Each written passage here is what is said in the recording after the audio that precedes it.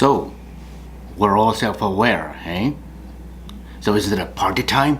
Yay, we're self-aware. Every day is like a fresh breath of air and we're all happy and giddy. No, we're terrified. Because once you become self-aware, yourself becomes infinitely valuable. And you are terrified of not existing anymore. So, why do we feel that way? Why?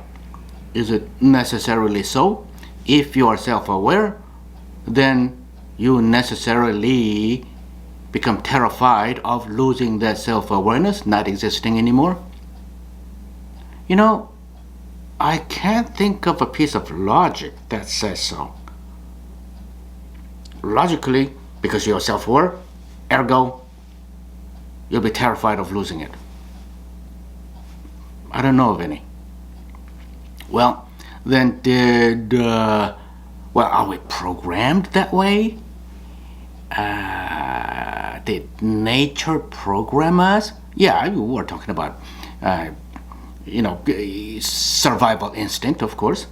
But as we talked about last time, we humans would like to think that our survival instinct is something at a higher dimension than that of animals. So we're specifically focusing about the survival of our soul rather than survival as an organism.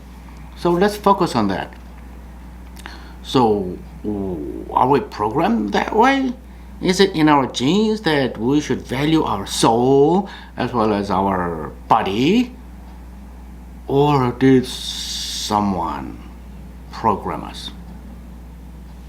God maybe, or whatever else you want to call it, universal spirit. So it's a tough question.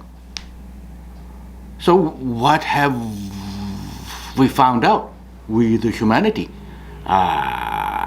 Whether by searching for it or whether by being given by a higher being, what have we found out as to what we can do about this? Hi, welcome to Average Man's Spiritual Quest. We're totally befuddled, discombobulated.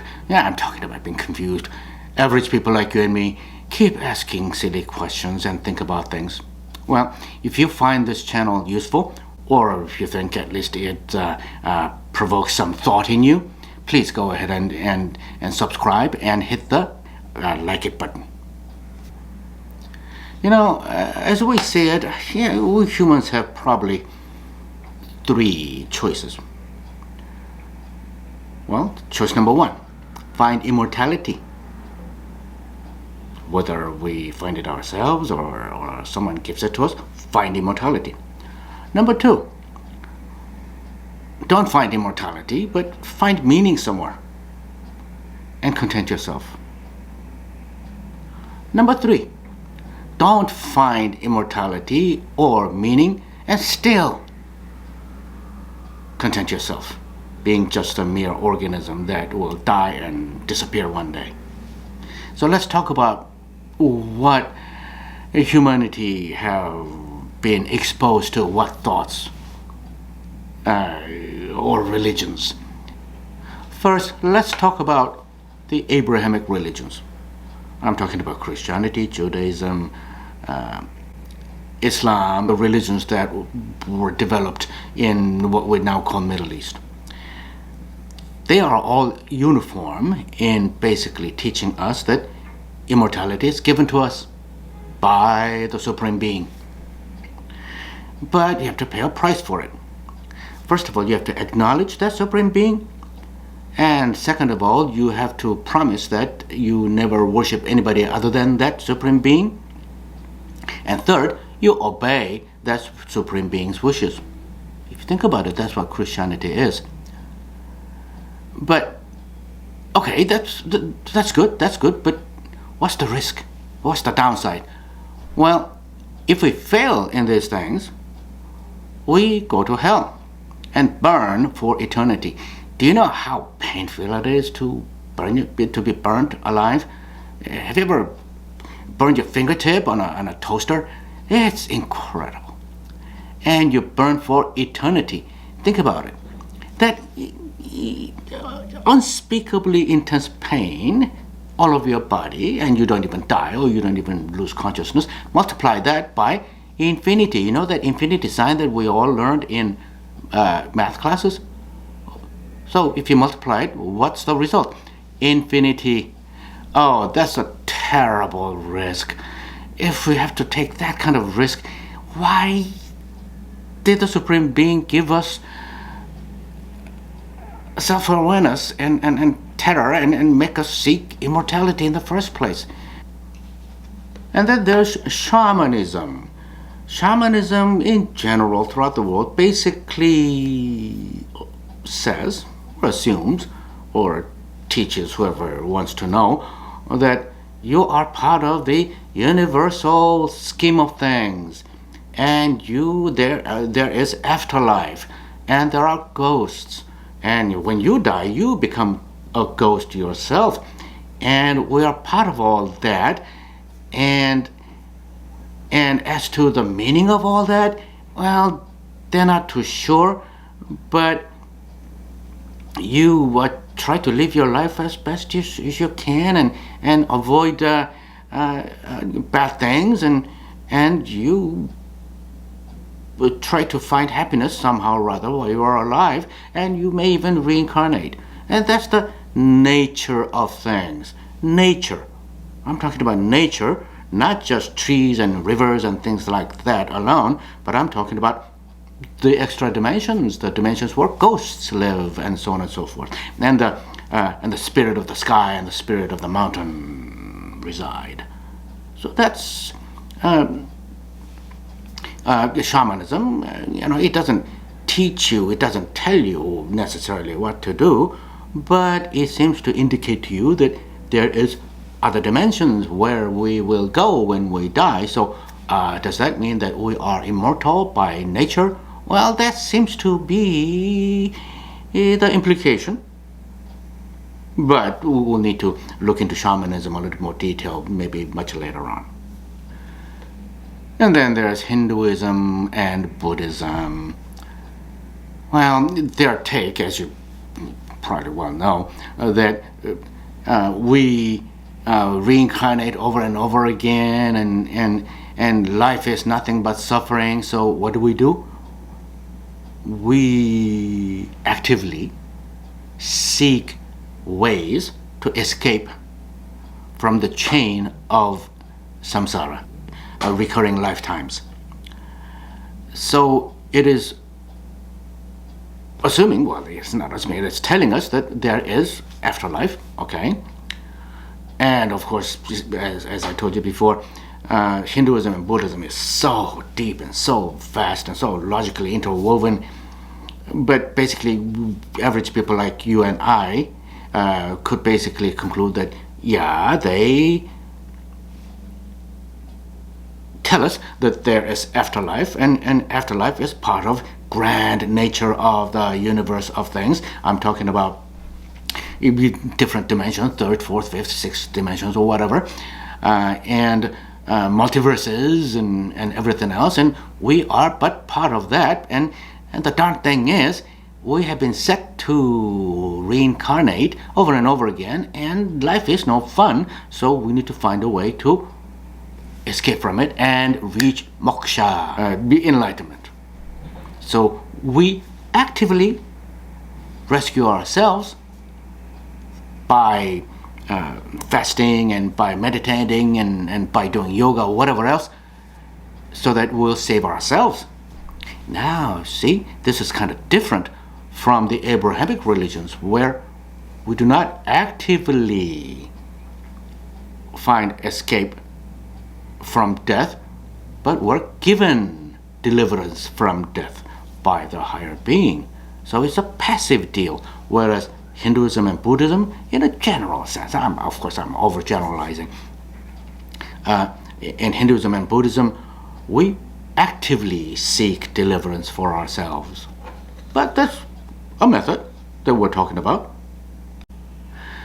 And then there is that whole potpourri of other religions or spiritual traditions, like New Age religion, theosophy, or if you go back to the ancient times, Gnosticism and things like that. And we'll talk about all that, I think. But in general, if I overgeneralize, they tend to combine everything that we've been talking about so far.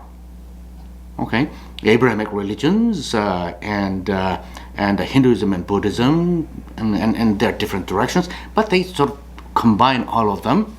But in a general sense, they basically acknowledge that there's afterlife, and some of them combine the thought of reincarnation, samsara, and we try to rescue ourselves from the recurring life, but there is also a supreme being that can give us a shortcut. So, yeah, of course, I'm grossly overgeneralizing, but yeah, this is a fairly useful gross overgeneralization in our effort to see the big picture of how these different religions are trying to give us some kind of a escape, some kind of a salvation. Different modes, different thinking, but their aim is basically the same. And then there are the atheists. In my mind, they are the most courageous and defiant people. And we'll talk about atheism later on too, but basically their take is there is no such thing as ghost, there's no such thing as afterlife, so forget it, accept it. There's no such thing as God. And when we die, we just go blank. So what do? Well, find meaning whichever and whatever way you can while you're alive, period. At least that seems to be what atheists stand for, as far as I understand them to be. And then there are finally the Stoics, Stoicism. Their take appears to be basically, well, there's no deliverance, forget it, there's no afterlife, no, there's no immortality. And there doesn't even appear to be any meaning anywhere, either afterlife or this life. So just accept it as such, in a brave acquiescence, if you will. Very interesting thought, but not very encouraging, is it? Before we leave this subject, though, we do need to talk about science. Well, we humans have been trying to extrapolate meaning and possible window into everlasting life, everlasting existence, and things like that out of science as well. Well, you might say, oh, that's kind of counterintuitive, ain't it? Science, science says this is this and that's that, and how do you extrapolate everlasting life through science? Well, they do, especially through 20th century and up to now, through Einsteinian physics and through quantum physics. We'll have a chance to talk about these things later on too, but a lot of people are trying to see the mechanism of the universe.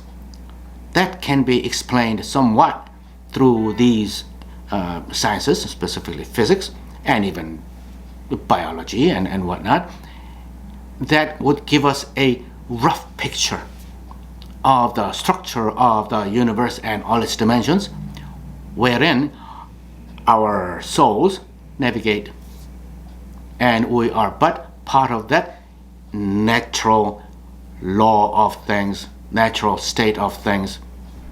So that's a pretty interesting thought too. Thinking about all these things naturally lead us to the next question. How or why did we end up thinking like these things? Well, number one possibility would be God made us think like this. God gave us hint. That's a possibility. A second possibility is that, is it a matter of abstract thinking.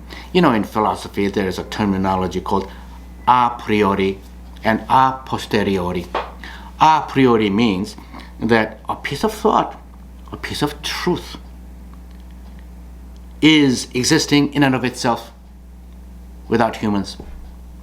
And we humans, if we're lucky, we catch a glimpse or we capture bits and pieces of these a priori truths. And a posteriori means that, we gain our knowledge through our experience of things. So two totally different things. So all these directions provided by different religions in searching for immortality and meaning of life and things like that, are all these things a priori things that different religions happen to latch onto? Maybe. But then a lot of them are contradicting among themselves. So what gives? So it becomes a little bit difficult. Now, the third possibility is that humans approached, getting ever nearer, hopefully, these religious practices and the truths therein through personal experience. And that's where Hinduism and Buddhism differ in a fundamental sense from the Abrahamic religions. We'll talk about that in a later video. But Hinduism and Buddhism basically is coming from the position that whether there's God or not, we're not too sure.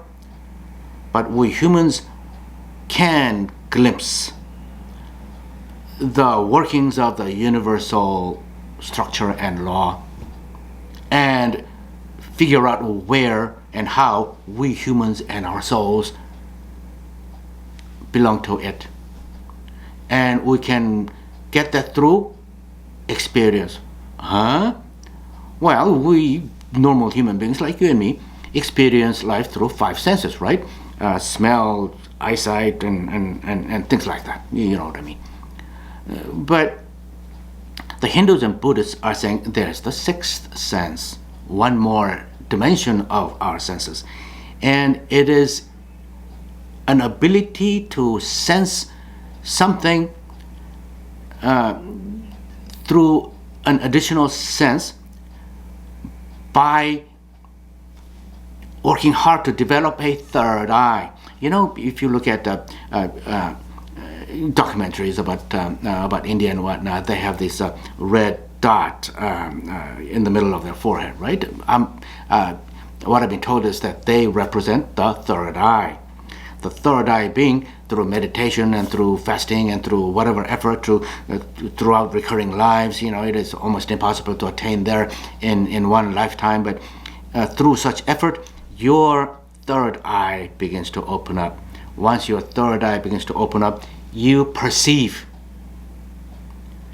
these wonderful workings of the universe.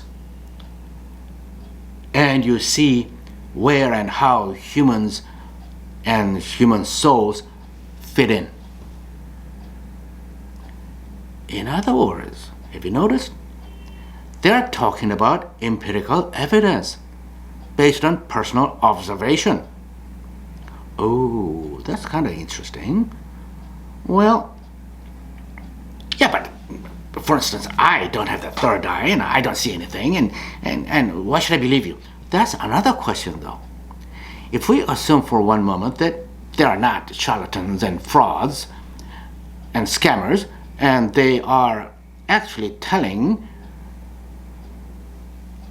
us the truth as to what they experienced, having attained that third eye, well then that itself, the information they are trying to share with us, is a piece of evidence in and of itself. Of course, our job is to think about the probative value of it, the evidentiary value of it. From our position, it is difficult to give that evidentiary value. But who are we to say? Are we to say, oh, I don't see it, so that cannot exist, so all of you guys are all liars? That's kind of a dumb approach. So to sum it all up, we humans demand. We demand. Number one, continuation of our existence. Why? Because we're terrified. Why? Because we have self-awareness. And number two, we demand some meaning in our existence. Why?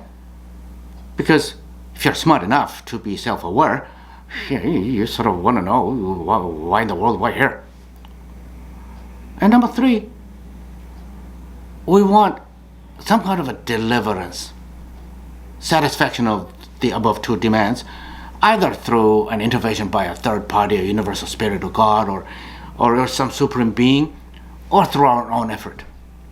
So that's what we end up trying to do. And all the religions that we looked at before try in their own respective ways to satisfy this demand. But in the end analysis, wouldn't it be wonderful if there is a supreme being, all caring, all loving, and all comforting, that is running all this universal reality and mechanism, and that being created us, and that being cares for us, and if we know it, and if we see it, then our demand for continued existence and meaning are instantly satisfied. Wouldn't that be nice? If so, then we'll be so happy to part of this universal cosmic nature that we talked about, including all the dimensions and all the multiverses and everything else. Wouldn't that be nice? But we'll see. Our journey continues, my friends. Thank you. Bye-bye.